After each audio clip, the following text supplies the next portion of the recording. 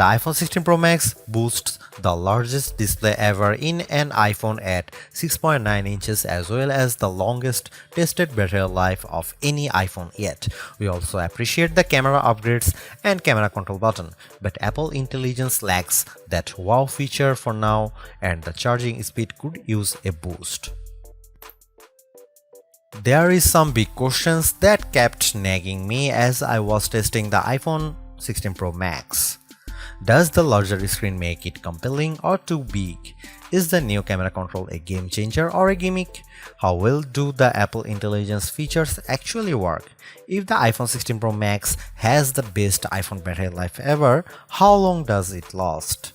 After testing this flagship phone for several days, I'd say that it is indeed a handful, and while I am encouraged by some of the Apple Intelligence features I tested in a beta that's arriving next month, more AI capabilities will be coming later. Still, the battery life from the iPhone 16 Pro Max is insane and the camera's predictably great, so this is one of the best phones money can buy. Apple clearly still has some catching up to do with AI and the design hasn't changed much with the exception of slightly slimmer bezels. But this is the new iPhone I'd buy with my money. The ginormous 6.9-inch iPhone 16 Pro Max starts at $1,199 with 256 GB of storage and goes on sale September 20. You can upgrade to 512 GB for $200 more and another $200 will get you 1 TB. I have been a Pro Max user for years since the iPhone 11 Pro Max, but after testing the new iPhones, I'm actually torn about the iPhone 16 Pro Max. It has the largest display ever of any iPhone at 6.9 inches. Yes, the thinner bezels help keep the device somewhat compact, but it is still taller, wider and heavier than the iPhone 15 Pro Max, which I thought was the near perfect size and weight for a big screen phone. I have gone from feeling like I cheated the system to feeling slightly cheated. This might be an unpopular opinion, but I think the new Pro Max is a little too big, at least for my hands. It's more of a stretch now to do simple things like scrolling through web pages or TikTok, and once you put a case on your iPhone 16 Pro Max, it's like a mini tank. The good news is that the Pro Max is built to be more durable. In addition to having a titanium band, Apple claims that the improved ceramic shield display on this model is 50% tougher than the last generation. We can't drop these units, but on paper it's encouraging. The iPhone 16 Pro Max comes in 4 colors: titanium white, titanium black, natural titanium and desert titanium. Our iPhone 16 Pro came in the natural, which looks fairly modern, but I prefer the desert color as it pops more. The iPhone 16 Pro and Pro Max displays don't get any upgrades in terms of brightness or refresh rate, but they are still among the best OLED panels on a phone.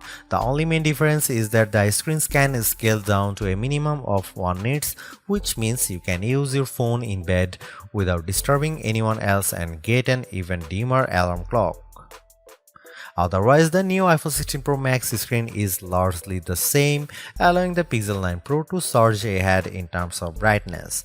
We measured a max of about 1500 nits for the iPhone 16 Pro Max, while the Pixel 9 Pro XL hit more than 2300 nits. Outside in direct sunlight, the iPhone 16 Pro and Pro Max were both dimmer than the Pixel 9 Pro XL, though Google's phone dimmed faster over time in response to the heat. Other than the display size, the biggest design change to the iPhone Pro Max is the addition of the camera control button. This recessed capacitive button on the right side uses haptic to give you feedback and it launches you straight into the camera. No more having to fumble for the on-screen camera shortcut, and you can now use the action button for another shortcut.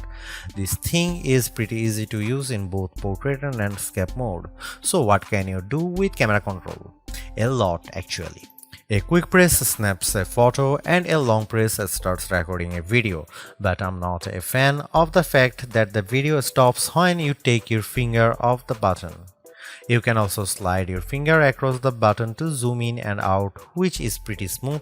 Not as smooth is the double soft press, which launches a sub-menu of various options, from tweaking the depth and exposure to toggling between multiple photographic styles.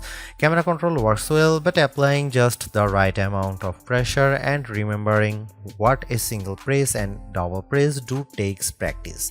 I also wouldn't recommend taking macro shots with the camera control, as it shook the camera when I got super close to a subject.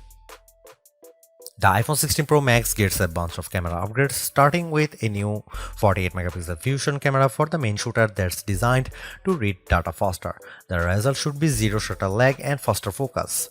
I took some shots of people passing by on scooters and moving taxis at the same time on the iPhone 16 Pro Max, and iPhone 15 Pro Max and the new iPhone was indeed faster. The results were not necessarily sharper too, as you can see in this side-by-side comparison. Here are some camera samples of iPhone 16 Pro Max.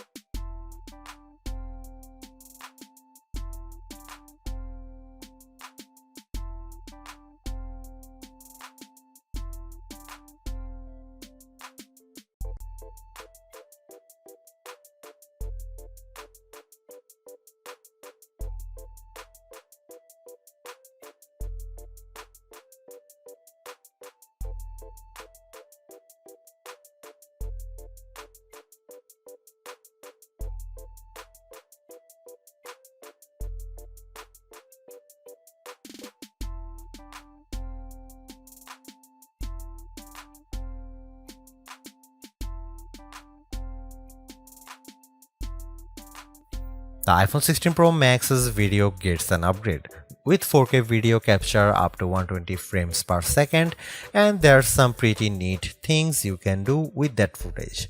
Using the playback speed controls, I could slow down a ping pong match to 50%, 25% or 20%, and the footage still looked sharp. The iPhone 16 Pro Max is indeed an iterative upgrade, and maybe it wouldn't feel that way if Apple Intelligence was available today along with all the promised features. Instead, it's going to trickle out over time, so I would not to be in a rush to upgrade. Having said that, I think that iPhone 16 Pro Max is the best phone money can buy right now if you want the biggest screen and longest battery life. It lags in zoom versus the S24 Ultra, but you get more endurance, better camera quality, and plenty of creative features like photographic styles and audio mix.